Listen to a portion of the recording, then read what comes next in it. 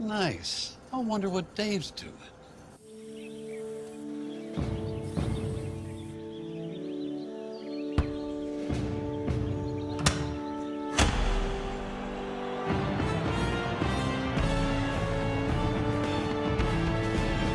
You do your thing.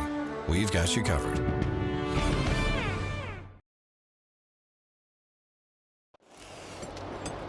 Hey, is the power off on this?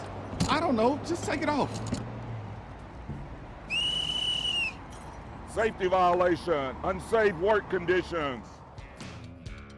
In the construction trades unions, safety is our highest priority, and we train you to recognize and speak out on unsafe working conditions so that everyone arrives and goes home safely. Learn about careers in construction at georgiaconstructioncareers.com. Good afternoon and welcome to the 359th episode of the Alfa Insurance Georgia Prep Sports Drive for the GHSA State Title. Today, our guest is going to be New Hampstead head coach Kyle Hockman. He's actually entering year 6 with the Phoenix, and I remember him when he was at McEachern, had a great run there, and it's hard to believe it's already been 6 seasons, but last year was a really successful run for them. New Hampstead has made the playoffs routinely, but last year was the first time they won a playoff game, and they were in that really tough region with Benedictine, Wayne County, Burke County, and it's only going to get more difficult this year. They're adding Perry into the region, but man, throughout the entire school year, New Hampstead has really been one of the premier athletic powerhouses in Class 4A, so I know they're going to have an exciting spring ahead of them. But we're going to start things off with baseball. The first round of the state playoffs opened up last night with Class 5A, 3A, and then A Division I, A Division II. And oh man, there were some big time upsets. There were also a lot of game threes that were forced, and then some other really strong performances. So let's go ahead and start off the show breaking down Class 5A. All right, so just some pretext to 5A. Cartersville has been the number one team pretty much all season long. On the back end of the top 10 is a team I've actually talked about, but they finally got back in this past week, and that's Kell. Kell was on fire. They beat Etowah, who actually ended up beating Cartersville. Etowah's in 6A. They snapped Cartersville's 11-game win streak 2 weeks ago. Kell beat Etowah, but then after that game, they had a really bad slump. They got blown out by Blessed Trinity. I think it was like 13-3. And then in the region, they got swept by Greater Atlanta Christian. I'm talking about Kell right now. Well, after getting swept, I think at one point it was a 5-game losing streak. Kell was able to win 3 really tough games against Cambridge. I think that boosted their confidence. And then last night they squared off with Cass, and that was one of the matchups. I said it was a rematch of the football state playoffs. I'm sure there's a couple kids on that Kell team that were on that football team, and it might have left a bad taste in their mouth to get upset by the number 4 seed a few months ago. But Kell came out last night, really solid 5-3 win in game 1, and then 17-0 Mercy Rule game 2 victory. So that is a great start for Kell, team that can certainly make noise in the playoff picture. But to come out with a sweep after a rocky start for sure, a successful middle of the season, and then a strong bounce back from that GAC series. So let's look at the other results from Class 5A, and we'll talk about the biggest victories. All right, so at the top left of the bracket, you had Greenbrier sweeping MLK, 2 abbreviated games. That's another good sign if you're Greenbrier. It's been a tough region, but to be able to get these quick wins where you're putting up 10-plus runs in the first 3 innings. You're saving your pitchers, which is very important in this playoff run. So Greenbrier is able to get a 14-0 and then 18-1 win. I think both those wins combined to the same innings as one actual game. So low pitch count, the batters were going, and they swept their way to the second round. They're going to face either Northside Columbus or Ola. Ola ended up getting the number 1 seed out of Region 2. We talked about that region a ton this season. You had Locust Grove. They were in and out of the top 10 all season. You had Union Grove. They were number 9 at the end of the season. Both those teams, Locust Grove split, but Union Grove advanced. And then the other Region 2 team is Jones County. Ola's been rock solid. They opened it with an 11-3 win over Northside Columbus, but then stumbled and lost 9-0. So that would be a big-time upset if Northside Columbus is able to beat Ola tonight. Ola's in the top 5, not just in my poll, but all the other ones. They're the number 1 seed. Northside Columbus is the number 4, and the winner's going to have to play Greenbrier. All right, so we talked about Kell sweeping Cass, and then you got Villa Rica and Eastside, another 1 seed versus 4. They split in their game. Villa Rica lost 4-1 in the opener, and then bounced back 7-1. Villa Rica opened its season 24-0. Currently, they're 26-2. They've been one of the best teams in 5A all season long. It would be really tough if their season comes to an end in the first round, especially after being one of the last remaining undefeated teams in the state. All right, so Region 1, Coffee has been as good as anyone.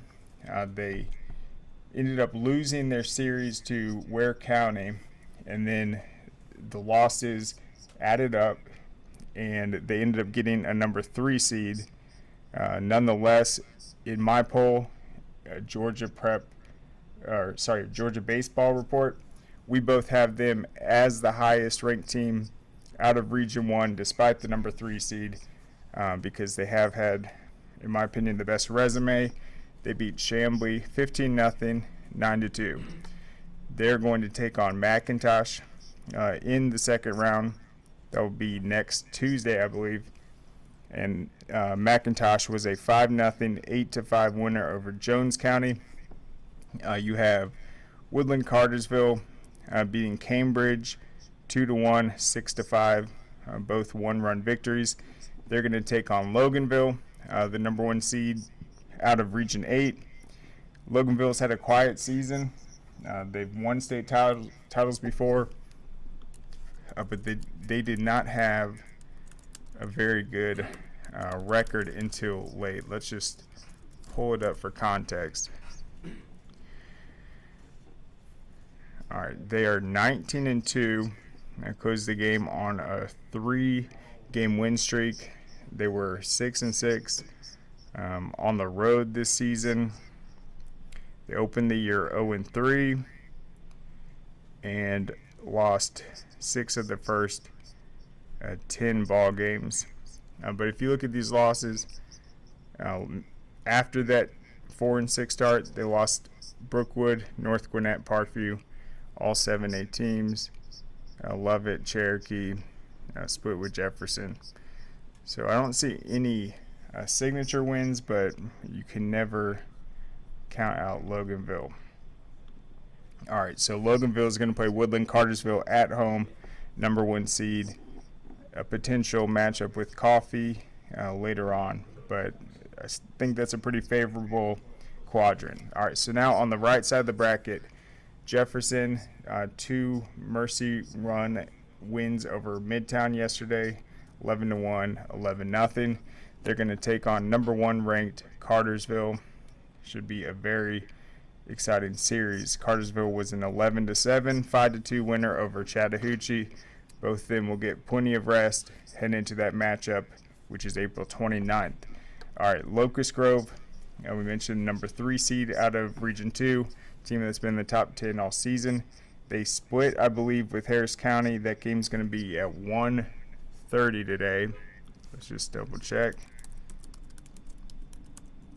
All right, take that back. They won game 2, 5-0. So Locust Grove advanced past Harris County, and they will play the winner of Statesboro and Decatur. That one's going to be today at 4 o'clock. So they're awaiting that one. Flowery Branch is set. They moved on past Jackson, Atlanta on the road, 6-0, 11-10. Very tight series. And then let's look at this one real quick. The GAC Dalton. I did not see an update yet. Okay, GAC ended up sweeping them 3-2, 6-4. So GAC is currently ranked number 3 in the classification. And then Union Grove advanced, and then Ware County, massive wins over Tucker, 15-0, 13-2. So there you have it. In total, we have 5 game 3s tonight in Class 5A, and that's going to be the Eastside Villa Rica, very consequential one. Can Eastside pull off the upset? Northside Columbus and Ola. Locust Grove, oh no, they won. Statesboro and Decatur, and then yeah, I think that's it. So my bad, 4. All right, so let's go to Class 3A real quick before we hit a break. All right, so let's start on the top left side. You had, I think this was the biggest result. It's not necessarily surprising, but in terms of the rankings, I think it just shows that Wesleyan is the real deal. I've had them in and out in the top 10. Gordon Lee's been a quality program, but Wesleyan took it to them yesterday in the first round. Looked outstanding. They improved to 16-3 overall. They finished as the 3rd seed in the region, 10-8, but that was certainly an impressive victory after losing to Lumpkin County in their season finale, getting the 3 seed. They won 9-2, 3-1 over the Trojans. So that's a big victory. They're going to play Hart County next. Wesleyan's won state titles before, and I think they have a chance in that side of the bracket. They're going to either play Columbus or Mary Persons. Mary Persons, another team that had a huge victory. Long County was one of the better teams in Class 3A this year. Mary Persons just swept them 11-0, 11-1. And then you had Columbus at home beating number 3 seed Richmond Academy. All right, another team to watch in Class 3A this season. 100% they have what it takes. That is Morgan County, the number 4 seed out of Region 4. Sorry, the number 2 seed out of Region 4. The number 1 seed is defending state champion Harlem. So you can't really fault them. It's like a situation where Sandy Creek and Cedar Grove, one is going to get the number 1 seed, one's going to get the number 2 seed. Harlem got it a 2nd straight year, but outside of Harlem, Morgan County has dominated every single opponent, and they are, I believe, number 3 in the most recent poll. And they won 14-0, 19-1 over Crisp County, utter domination. They're going to play Calvary Day next. I think that will be probably the toughest game they played in months. I have Calvary Day at number 4, and so I think my poll and then Georgia Prep Sports, we just flipped it. I've got Morgan County 3. Sorry, I got them 4. Calvary Day 3. They've got it the other way around. Dawson County, they beat Bremen 7-5, 13-2, and then Franklin County swept past Douglas Atlanta. So the entire left side of that 3A bracket is set. All of those were sweeps. On the right side, Hebron Christian swept Cedar Grove 16-1, 19-1. Pickens swept Daresville 10-2, 5-4. And then we're going to have a game 3 with Peach County and Savannah Country Day. Peach County lost game 1 10-7, and then they bounced back with a strong 7-0 victory. That one will be today at 3 o'clock, and then the winner gets the privilege of taking on defending state champion and number 1 ranked Harlem out of Augusta, Georgia. That will be April 29th. Harlem beat Doherty 15-1, 15-1. So you got one game in that top right. Other than that, Hebron, Pickens, and Harlem are all waiting in the Sweet 16. All right, the bottom right of Class 3A. Oconee County swept Cartersville. It was a very quick sweep. They won 23-0 in game 1, 13-1 game 2. You had Gilmer and Ringgold splitting. 4-2 victory by Gilmer game 1, 5-3 victory by Ringgold game 2. And so they're going to play Oconee County in the next round. And then the final 2 Class 3A games were Pike County sweeping Savannah Christian, and then Thomasville sweeping number 4 seed Cross Creek. The most blaring series that I got wrong was the Savannah Christian and Pike County one. But it's because I had Savannah Christian, I had them ranked all season long. They're out of that region with Calvary Day. I really like Calvary Day this season. Their resume is incredible. They've been rock solid. But I gave Savannah Christian a lot of credit because of those losses to Calvary Day. And then I never had Pike County ranked this season. I knew about them, but it was just a matter of fitting them in. So they've been on the radar, but that was a huge win for them over Savannah Christian. They're going to play Thomasville next. And so I actually took Savannah Christian out of the rankings this last week and then put Peach County in, but I did not put Pike County in. And that's what I mean. I should have gone with that, should have looked closer into Pike. But nonetheless, huge win for them over, I think, a solid Savannah Christian team. So you're going to have 2 games tonight in Class 3A. Peach County Savannah Country Day, and then Gilmer and Ringgold. All right, let's take a quick pause, thank our sponsors, and I'll be back on the other side.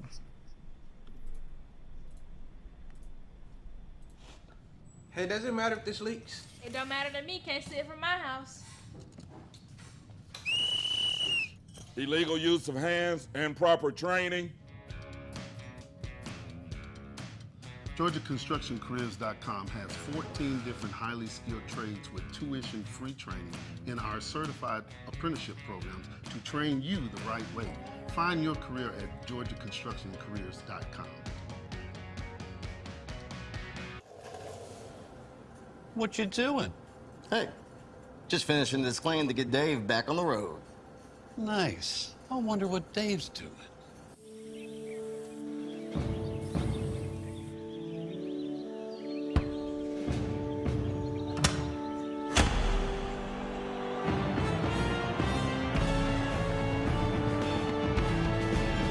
You do your thing. We've got you covered. All right, welcome back. So I'm going to take a pause from baseball real quick and talk about some track and field. So at this point of the season, closing some of them today, some of them by Thursday, are the region championships. These are very important meets. Before this, you might have seen a Cobb County championship, a Gwinnett County, DeKalb County championship. What that does, it brings all of the schools from the county, regardless of class, and it's kind of just an individual bragging rights based event. Doesn't impact the seeding. It's just an opportunity for you to say, well, basically win an event for the county. It's like you won the Cobb County championship for the discus. You won the Cobb County championship in the 400. Well, now it's the region tournaments, and then this dictates the seeding for the sectionals, which are next week. So these are very important.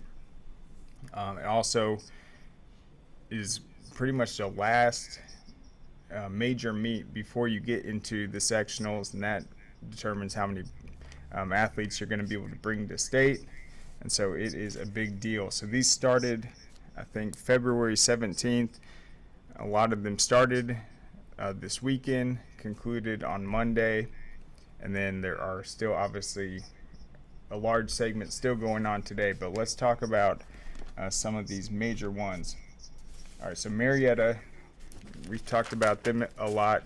Region 3 and 7A, they were one of the first to crown theirs that started last week. And Marietta ended up sweeping its way to the title. No surprise there. They've been true powerhouses. For the girls in Marietta, that is Mary Naismith. She is the distance queen in the state of Georgia. I saw her at the Night of Champions last year going up against an even larger field. Night of Champions, if you don't know, it takes the state champs and top times from every classification and it brings them all together. So she dominated 7A last year as a freshman, and then went up against every single champion in that event, and then was able to dominate once again. So she's pretty much has them solidified in the distance events. I know she has teammates that have also been placing. So if you get a first place finish, that's 10 points in the standings. If you get second place, it's 8, and so forth, down to I think 7th place is 2 points. So if Mary's getting 10 every time and they've got maybe a 5th place and a 7th place, they're racking up major points. So in the Region 3, the boys scored 176 points. McEachern was second, Harrison third, and then the girls also had close to that, 175 points. Hillgrove had 150. This is about the depth I'm talking about. Marietta only won 2 events on day 2. Jordan Reddick won the 110-meter hurdles, and then the 4x100 relay team won. So it was, other than that, it was depth. And if you want to win a state title, you can't just be good at the relays. You can't just be good at the distance. You got to have someone that's qualifying in every event. So let's look at some of the smaller classifications. In Region 7, Class A Division 2, the Atlanta Classical Academy girls won, and then the Mount Zion Carroll boys. The girls earned 52 of their 112 points in the distance events, which is massive. There's about, I think, 4 total distance events, so they're averaging over 10 points per event. So in the 1600, they're averaging over 10 points. And then second place in Region 7, Class A Division 2 is Utopian Academy. And that is a team that we've got to start doing our homework on, because they're actually a brand new football school that's going to be competing this year for the first time.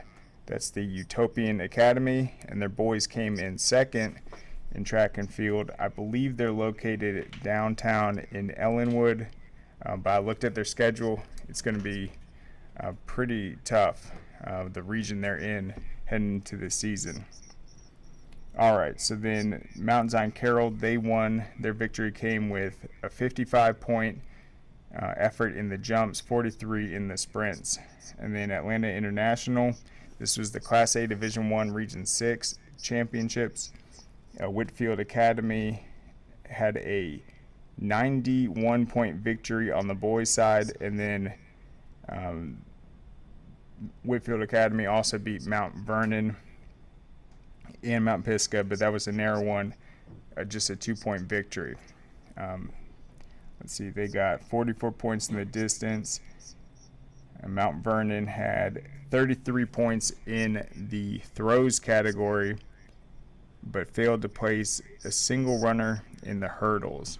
So it's a smaller school. They've got a lot of great athletes, but you're not going to be able to compete at state if you don't find someone that's able to really dedicate time and energy to earn a spot at state.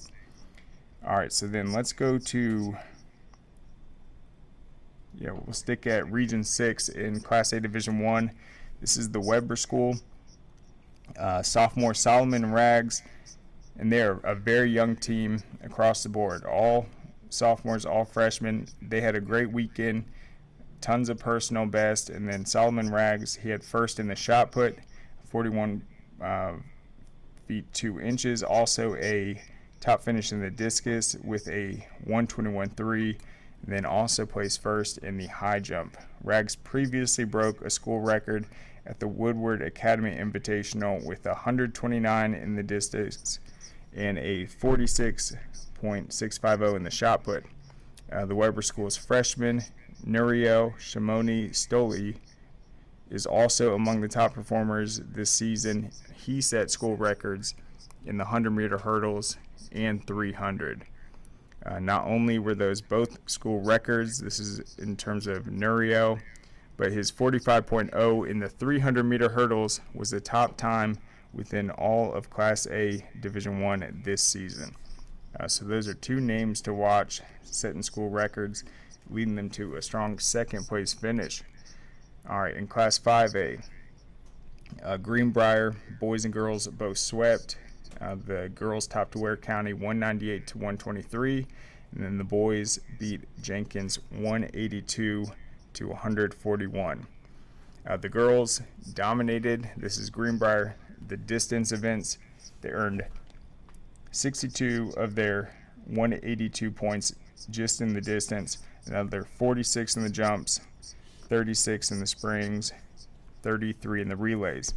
Ware County senior Samantha Savinon Rios won the 3,200 meter, but Allison Sidley, Gwen Howe, and Avery Ritz all placed in the top 5 to give Greenbrier 18 points. Rios from Ware County placed third in the 1,600, but then Khalid Monroe, Peyton Martin, and Clara Stewart contributed another 20 points to their 198-point team total. So when you look at the times in Class 5A, Greenbrier has potential to dominate these distance events with their depth. All right, Appalachia, they hosted the Region 8 Class 6A championships over the weekend. They achieved 144 points to surpass second place Jackson County. And then Shiloh, the Shiloh boys, they won, I believe, 3 state titles in the last 4 years. Last year it went to Langston Hughes, who won their first ever state title, but they had 207 points to beat Gainesville and third place Appalachia. Shiloh's domination was fueled by a whopping 71-point output in the jumps, in addition to 36 in the relays. Adoni Namhard Belcher, Marcus Thompson, and Sherman Lattimore swept the podium in the long jump, finishing first, second, and third.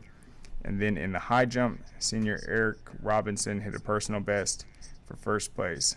So you have Shiloh basically sweeping the podium in all the jump events in the region.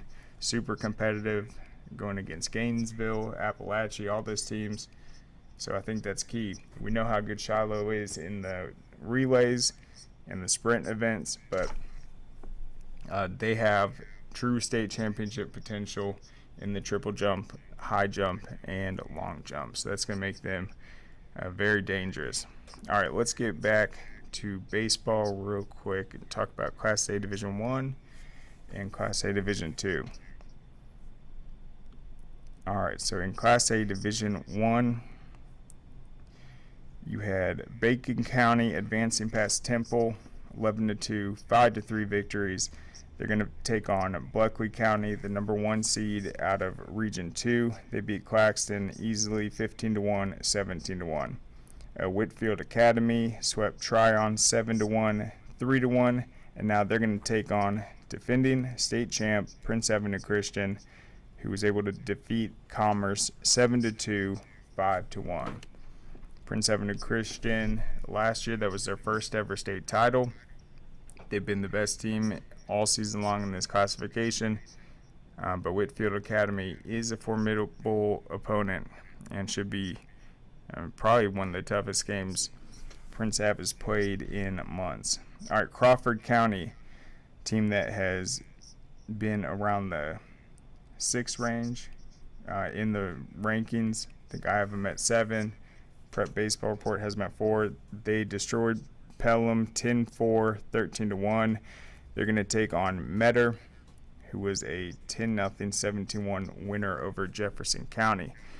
The Weber School, number 3 seed, split with Darlington. They lost 11-4 game 1, bounced back 7-0 win game 2. That game will be today at 4 o'clock. Then you have Jasper County and then Athens Christian. That's a number 4 seed. Jasper County opening with a 1-0 win, and then closing it out game 2 with a 4-1 win. And so I said Savannah Christian. That was actually the biggest upset last night in terms of the rankings. Athens Christian came into the playoffs number 7. They've been as high as number 4 this season, and Jasper County just took it to them. Clean sweep, and they'll await the winner of Weber and Darlington. This is a huge win for them. All right, on the right side of the bracket, you have Tallulah Falls and Pepperell will square off. Both of them obviously swept. Then Swainsboro is going to take on Heard County. Heard County was a huge winner over Brooks County, 10-0, 19-0.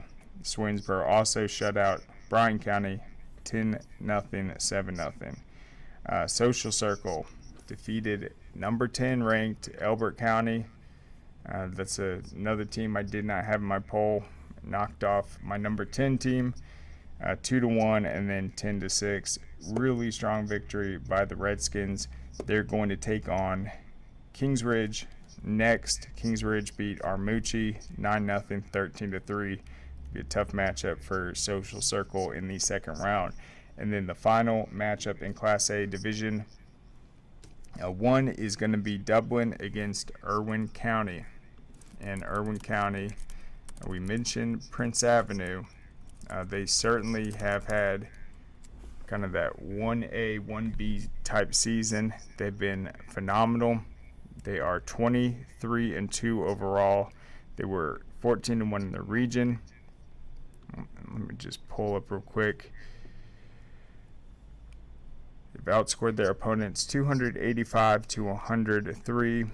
Their only losses this season were to Worth County, highly ranked team in Class 3A. They lost an extra inning games against Bacon County, who obviously advanced this last round. They still took the series 3-2, and those are the only losses. So they've been really tough, and they're going to take on Lamar County in the next round. All right, so let's get to our final classification, and this is going to be Class A Division 2. Hold up one sec. All right, so we've got number 2 seed Miller County swept past Hawkinsville 12-2, 2-0. And then they're going to take on Charlton County. Prep Baseball has Charlton County number 1. I have them number 2. Got Sly County at number 1. But, I mean, you can't really argue that Charlton County has been outstanding. I just think it might be Sly County's year. They are coming off a huge victory before the playoffs. One sec. Handed someone the first loss in a long time. That's right. So they beat Sly County beat Tiff County in their final regular season matchup. They did lose to Crawford County before it. Crawford County's highly ranked. But yeah, I think between Sly County, Charlton County, that would be a heck of a finals. Let me go back to this bracket real quick. But for now, it's going to be Charlton County hosting Miller County. You got Mount Zion Carroll getting past Marion County last night. They await the winner of Johnson County and GSIC. It's number 4 versus number 1. You're going to have a game 3 with Seminole County and Wheeler County at 4 o'clock today.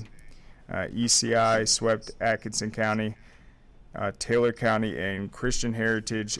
That game 3 gets going in 22 minutes. That's number 3, Taylor County. Number 2, Christian Heritage. Christian Heritage won 5-0 in the first game and then lost 10-7. And then Lake Oconee Academy, one of the few private schools in Class A Division II, they swept past Wilkinson County. It looks like that was 15-0, 16-2. All right, and then at the top right, you have Washington Wilkes. They're ranked number 4. They beat Georgia Military 7-2, 15-0. Bowden, they're ranked number 5. Clean sweep over Chattahoochee County, 10-0, 11-0. So you're going to have top 10 matchup, Washington Wilkes at Bowden. Clinch County and Jenkins County, they split. They will play at 5:30 today. And then Wilcox County swept past Early County. Wilcox is ranked as high as number 4 in the Georgia Prep Baseball Report. Early County was the number 4 seed. Towns County swept past Glasscock County. Sly County was the lone team that was able to get a bye. And so Towns and Sly will play next. And then you have Lanier County and Baconton Charter. Baconton Charter is the number 3 ranked team in Class A Division II behind Sly County and Charlton County. So today you will have Clinch County and Jenkins, the GSIC and Johnson County, Seminole County Wheeler, Taylor County Christian Heritage. So just 4 games in Class A Division II. So that is it for the baseball. Let's go ahead and take one more quick break, and we'll be back on the other side to catch up with Coach Hockman. Hey, does it matter if this leaks? It don't matter to me, can't see it from my house. Illegal use of hands and proper training. GeorgiaConstructionCareers.com has 14 different highly skilled trades with tuition free training in our certified apprenticeship programs to train you the right way. Find your career at GeorgiaConstructionCareers.com.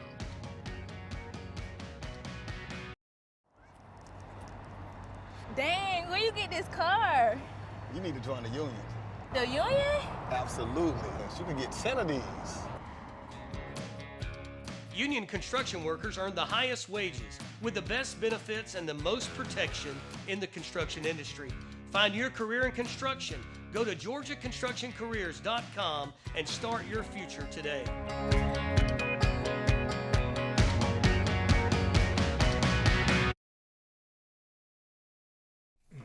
All right, while we're waiting to see if Coach Hockman's able to hop on, let's go back to track and field real quick.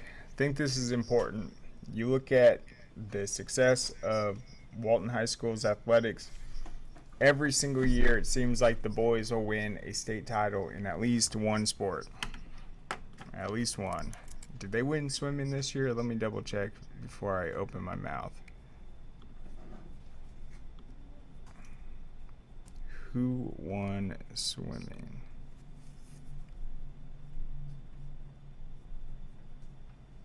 Okay. Never mind. So Walton did win the boys swimming state title. I was going to say it's coming down to lacrosse or track and field, but the boys came through, repeated. However, I think the track and field, Walton always has a chance. You talk about this year's lacrosse team. They've been really solid, great defense, great strategy, and very motivated to make a run. But the Walton boys and girls both dominated in their Region 5 Class 7A track and field championship this weekend.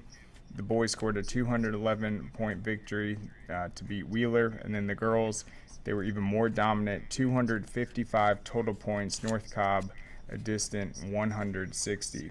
Tyson Poole led a 1-2-3 Raider finish in the 100 meters. Poole ran a 10.711 to win a photo finish with Tyson McCrary. Jaden Redcross finished third at 10.94. The 4x100 relay team won with a time of 42.45. And then I'll tell you what, someone who's been doing really well in the shot put that has a chance to help Walton get a state title is Lota Ogokwe. He's won meets this year. He actually finished second in this particular meet with a 47.9 in the shot put. but his teammate Omar Anan, one of the best in the entire state, had a 57 throw. So that was another 1-2 finish. Femi Stewart, he had the first place finish in the triple jump, and then Joseph Manici won the 800 meters and the 3,200 meters with blazing times. Wheeler's Shamar Session, named to watch at state this year, he earned 3 individual titles. He did it in the 110 meters, the 300 hurdles as well, and then the 200 meter dash with a 21.35.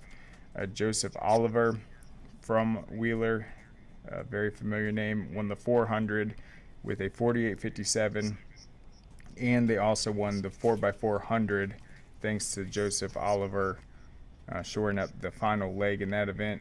Amari James won the high jump with a 6'2" leap. That is an excellent mark and one of the best we've seen in the state. And then in the girls' side, North Cobb's Jasmine Robinson won 4 individual events: the 110-meter hurdle, 300 hurdles, 200 meters, and she took the long jump with an 18.3. Somto Aguilo won the 100 meters with a 11.38, and then in terms of Walton, Mallory Old led the Raiders with a 1-2-3 finish in the 3,200 meter, followed by Daniela Delgado and Julia Betton.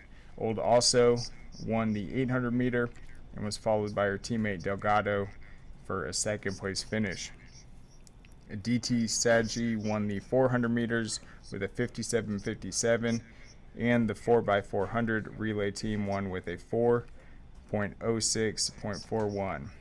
Ayla Anan won the discus by almost 30 feet with a throw of 1:25.5, besting teammate Samantha Lukenbill, who finished second with 98.7, and then the North Cobb's 4x100 team claimed the title with a 48.92. So that's an excellent showing by them. But also Jasmine Robinson winning 4 individual events, and then Wheeler's Shamar Session winning 3 on the boys' side. But overall, that's very impressive. And obviously the sectionals will be next week in track and field. So we're still waiting for Coach Hockman, but I want to talk about New Hampstead and what we've seen from them kind of these last few seasons.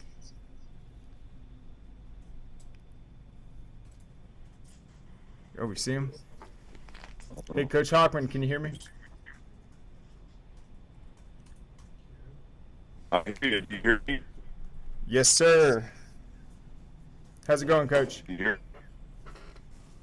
There we go. Good. How are you doing? Doing great. So just wanted to ask you about, how the off-season's been going. This is year 6 for you. It's hard to believe it's been this long, but it seems like last year was kind of that breakthrough season you guys been waiting for, and you guys have to be beaming with confidence.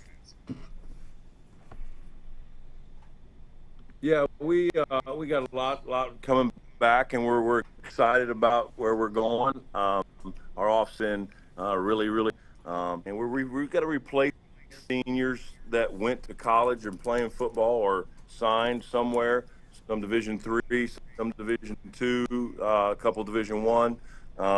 But the kids have been working really hard. We're really excited about it. Yes, and a name I want to talk about is Rashawn Truell. I was covering New Hampstead's basketball this season. We saw what he did in the fall with football. It just seems like he's just a true competitor that, in basketball, the way he was able to will them back in clutch victories, his presence on the football field. Talk a little bit about Rashawn and just what you see with what he's able to bring to the team. He's a special kid. He's got a 4.0 grade point average, taking AP classes and all kinds of stuff. Number one, he's a really good student, and he's a really good person. Just all the kids gravitate toward him, and that really translates well to football in both what we're doing in the quarterbacking and then just the shooting guard. But he's he threw for 3,800 yards and 38 touchdowns last year. We had a couple good receivers that are going on, but we got a couple more coming back. I'll talk about later. But Rashawn, he went to the elite a couple weeks ago and is waiting on a call from them, and he's just got a lot of upside to him. He's got a big arm. He's a pocket guy, but he can run. We'll run him in different plays and different aspects of our offense. But he's a drop back quarterback in the truest sense. He's about 6'1", 215, big thick kid, and we're really excited to have him back and our team. Yes, and Coach, you were talking about two great receivers that are obviously going on. That's Jalen Hampton, Malachi Lonan, I believe is how you pronounce it. They had monster seasons, but I feel like you guys are going to have kind of new piece to work with. And, I mean, what do you see the offense doing this year? Is it going to be any different at all, or same sort of aggressive aerial attack? We'll be throwing it around a lot. That's for darn. You're breaking up a little bit, but I think most of it. Going to Western Kentucky and London going to Stetson. But we'll be throwing it around a bit. With Rashawn, you got to take advantage of his skill set. And similar offense, and we have two really good receivers. One, Maxwell, that had 1,800 yards all-purpose last year, and half of those or so was receiving. And then punt return, kickoff return, he's very, very strong, talented. And then we had a guy move in that happens to have the last name as me, my nephew, Ben Hockman. He's running track and doing really well. Both Kamari and him are running really well in track. They're running the region finals today. He's got offers as a sophomore, going to be a junior. And we have two or three young guys that we're really excited about, and an offensive line that is really good at pass protection. Still young, they're going to be young.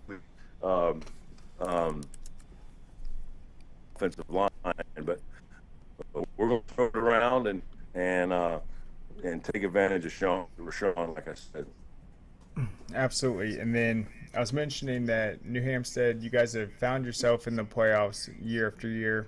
Last year was the first time you guys made that initial playoff run, ended up running into Stars Mill. So what's the goal this season in terms of just finding ways to improve and really take that next step and be able to put together that deep playoff run and give you guys that chance?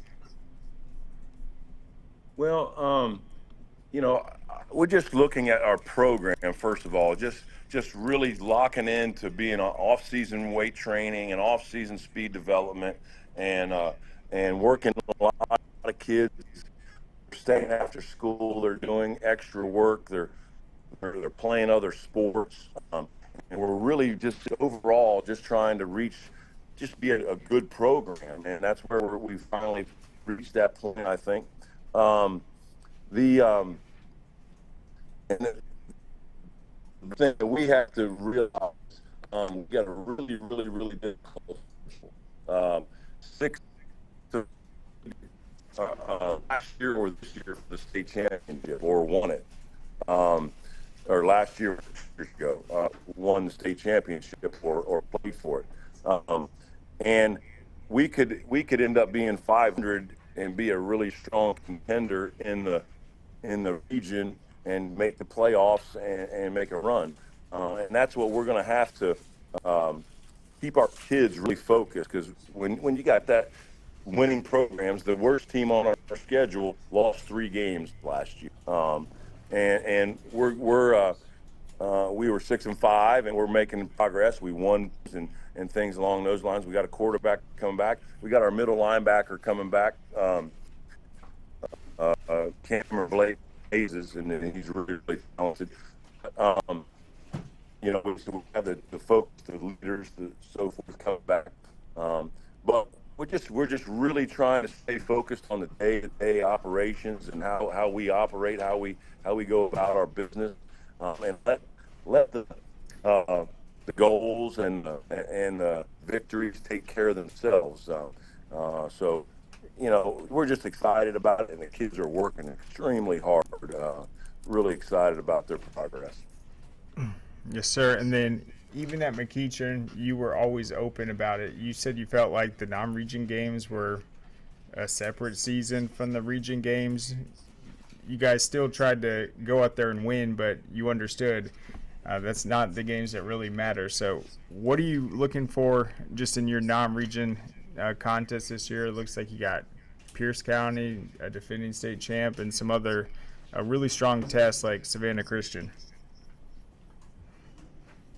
Yes, that's exactly right. We're on that same philosophy that the region is really difficult, but we're going to test ourselves. We're going to make sure that we find our weaknesses early on, and we know how to handle those and overcome those, or get better at the weaknesses. And if you don't play anybody any good in the region or in the non-region games, sometimes those weaknesses never exposed until it's too late. We're you know, Savannah Christian, their defensive line is probably one of the best in the state of Georgia. They got big guys going, you know, big time, and they'll test our offensive line for sure. So we're really excited about playing them because we share the same stadium. We'll pack that house and be rocking and rolling. But and then also play, you know, you said Pierce County. You know, they're just a tradition of winning. They just win, and regardless of what offense they run or you know, funky stuff that they run or what they know how to win. So that's what I want our program to be. We want to learn how to win, and it'll be a challenge. We also play Effingham County, who was the region champs, and South Effingham, who was 7-3 or 8-3 last year, I think it was. Who's our other game? I forgot.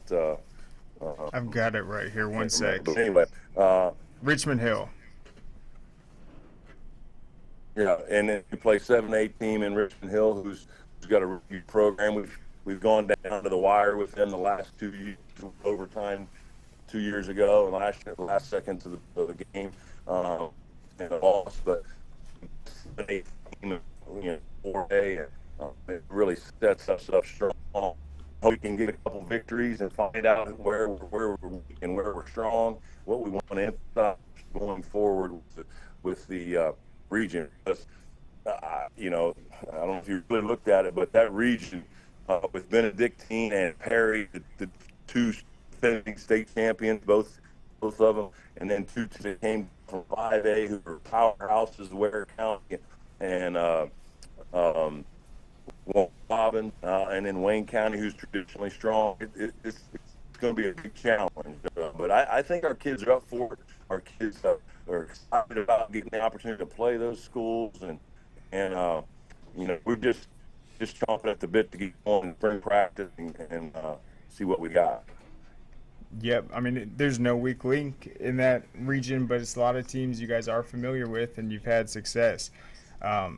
In terms of last season, I mean, no one has to take my word for it. Guys that have covered Savannah in that area for decades were pointing out just they felt like last season was the most successful year that Savannah high school football has ever had. A lot of that was because of New Hampstead. You guys are a fairly new school into the bunch, but you guys have quickly established yourself and you've been able to go toe-to-toe with these guys have been a part of this rise. So how old is New Hampstead as a program, and what's your sense just of the community around it and some of the excitement you see heading into this season that maybe wasn't as strong in the past? Yeah, we're 11 years old, and I have to go for year 5.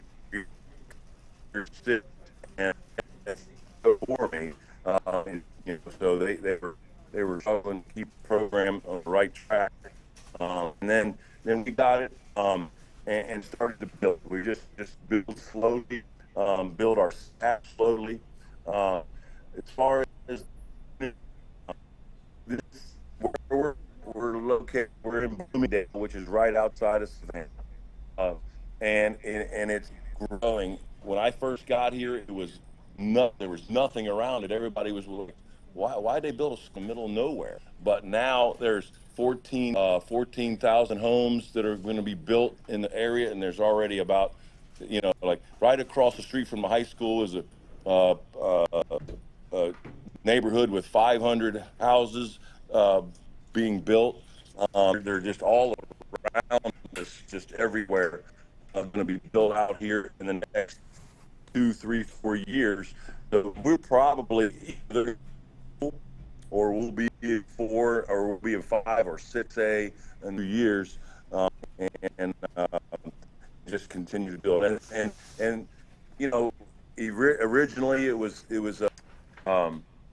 we reached out into the city and got a lot of kids, but now that we've gotten more, we're going to be like high numbers next year. They redistrict and all this stuff. Going to be lower, but we chose to be 4A as opposed to taking the chance and being 3A because if there's a bunch of rules, we get to certain places, we get in the playoffs. We don't compete in the playoffs if we would have went 3A and whatever, and we get to 4A numbers. But anyway. Yeah, interesting. And then, sorry, Coach. Go ahead.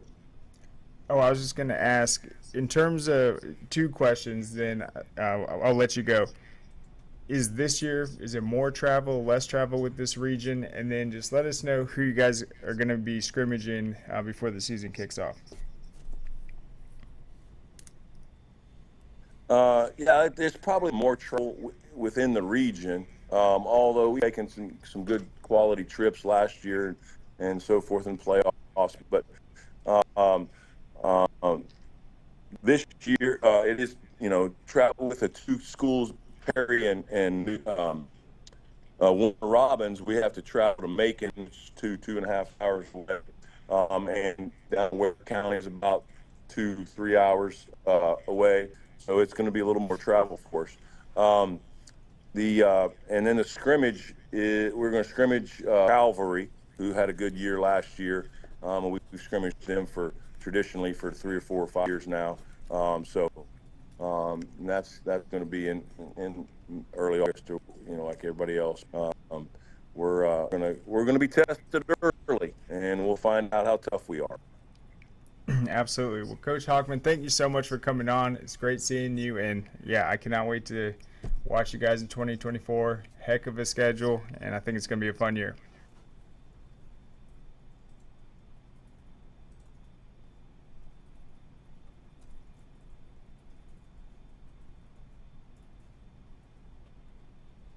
Going once, going twice. All right, I think it froze up, but couple of things before we close out. That's interesting what he said about the growth of Savannah. They're kind of on the outskirts. They were getting a bunch of kids from the cities. Now they're building all these homes. I forgot what big plant just recently got built in Savannah. It's obviously a shipping port city as well, but it's basically saying they've turned into like a suburb of Savannah now. Population-wise, because of the redistricting, they probably should be playing in Class 3A, but they want to be in 4A with these other schools. And it seems like they're sacrificing travel time to be able to play in a more prestigious region that, as you said, has Benedictine, Perry, Ware County, Warner Robins, and Wayne County. All teams where the worst season any of them had last year was 3 losses. So that is going to be big boy football. There's not a single weak link. There's not a single team that doesn't deserve consideration in the top 10, and it's going to be phenomenal. All outstanding football coaches as well. So if you're in that Savannah area, you're in luck. You're going to have another great season to look forward to. But that is it for today. Be sure to go to scoreatl.com, and we will have the baseball results, spring playoff updates, and the latest rankings, breaking stories, all that. Be sure to go to the YouTube page, subscribe, watch yesterday's episode of Underrated and Overlooked, watch yesterday's episode of Najee, Keeping It Real with Najee Wilkins, and then be sure to tune in tomorrow at 2 o'clock. That's it, though. Thanks, guys. We'll see you tomorrow.